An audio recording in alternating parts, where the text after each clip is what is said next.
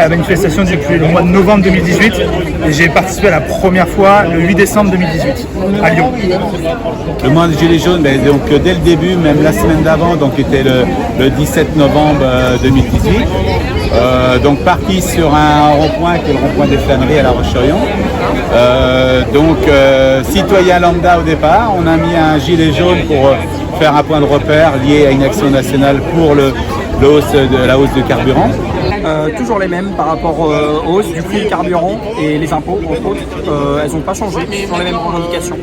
Les revendications, il y a le pouvoir d'achat, le pass sanitaire, manque de liberté, diviser le peuple, des mots comme guerre civile, et puis voilà, on est en lutte sur pas mal de choses. Voilà.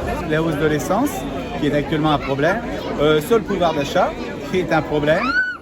Sur le quotidien des gens qui vivent dans la rue, le social, la différence financière que l'on rencontre avec des gens qui s'enrichissent de plus en plus et des gens qui s'appauvrissent de plus en plus. Ça dépendra du gouvernement, ouais. C'est possible. Ouais. Complètement, surtout couplé au ras-le-bol du pass sanitaire, entre autres. Après, il faut voir comment les gens le ressentent. La démission d'Emmanuel Macron, ce n'est pas son rôle de diriger la France. Lui, son rôle, c'est au ministère de l'économie, très bien, mais pas à la direction de la France. Donc sa démission d'abord pour avoir des politiques humaines et des politiques sociales.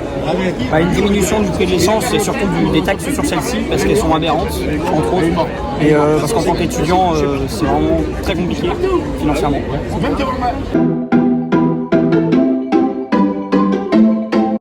Je suis pour. Okay.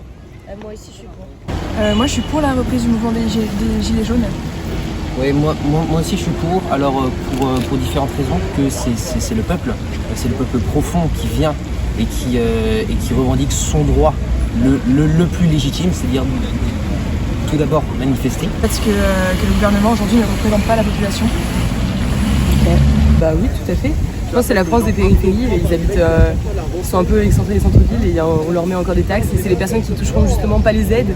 Là il va y avoir les 100 € et le gouvernement pense qu'avec 100 €, petit cadeau avant les élections et ils se pourront gagner bien. Mais, ouais. Parce qu'elles sont légitimes.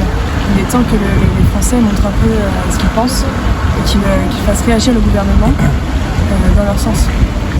On est en démocratie, donc bien sûr que c'est légitime. Ils ont le droit de dire ce qu'ils pensent et ce dont ils ont besoin. On voit apparaître aujourd'hui en France, et même depuis un certain nombre d'années, on peut même remonter au Radical 60s en 1968. Si vous voulez, on a une friction aujourd'hui entre les classes dites populaires et le gouvernement. Et le gouvernement, il s'en fout, il n'en a rien à faire. Et donc là aujourd'hui, depuis 2018, on voit une mouvance pour cette popularité profonde de la France qui dit merde, nous on en a marre. Donc aujourd'hui, ils sont légitimes. Alors non, parce que il y avait eu le grand débat, mais qui a été très peu médiatisé et au final on n'a pas du tout mis en place ce qui avait été demandé par les personnes.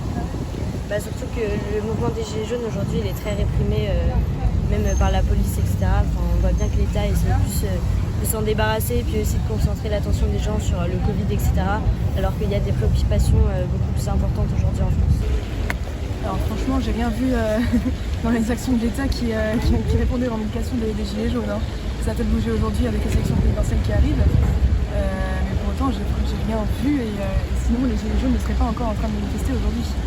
Ils diraient non, ils n'ont pas fait grand-chose, ils ont entendu, mais ils n'écoutent pas. Et ils vont parler derrière des sujets qui n'intéressent pas du tout les Français. Et ce qui fait que les Français se retrouvent aujourd'hui à redonner sens aux manifestations des Gilets jaunes. Et donc finalement, le problème n'est pas réglé.